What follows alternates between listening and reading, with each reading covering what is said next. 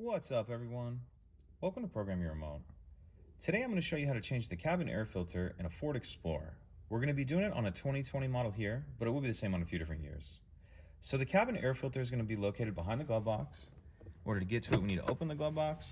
And if we look on the right-hand side, we're going to see this dampening latch right here. In order to get that off, you want to push that kind of straight up, and then it'll allow it to come out. Now there's two tabs that we need to push in. One's going to be located right here, and the other one's going to be located right here. If you do them one at a time, you can kind of use both hands, but you want to just push that in and then allow that to come down a little bit. Come over to the other side, do the same thing, push that tab in. That's going to allow that to come down, and it's going to drop down. Now if we take a look up in here, this item right here is going to be the door to the cabin filter. If yours has never been off before from the factory, it'll come with screws in it, one here and one right there. And I believe that those are number T20, a number 20 Torx bit.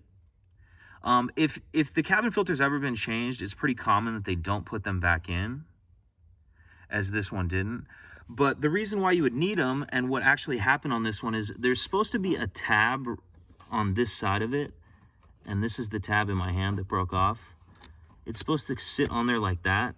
So what you would normally do is if you push it over to the left a little bit like that, and then the same thing on this side, there should be another tab right here you would push over, and that's gonna allow the door to come off. On this one of them was already broken before I opened it, and then this one snapped off on me, and they snap off really easy. So if that happens, that's why you'd want those screws on there. I'm gonna go have to get some replacements to put in here to hold this on.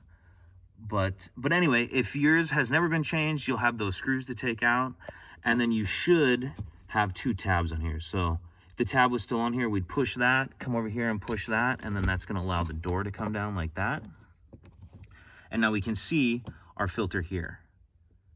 So I need to get those screws, and I actually still need to get this replacement filter, so I'm not going to change this right now. But when you do put yours back in, make sure you pay attention to this airflow arrow right here. And then from here on out, you'll just reverse everything we just did. Snap your cover back on. Like I said, I'm actually going to have to come back to this, and I'm going to go ahead and put those two screws in. But put your cover back on, flip your glove box up, and then don't forget to reattach your dampening arm. That'll just pop back on. So pretty simple. The main thing is just those tabs can break on you, but other than that, it's pretty straightforward. If you have any questions, please let me know.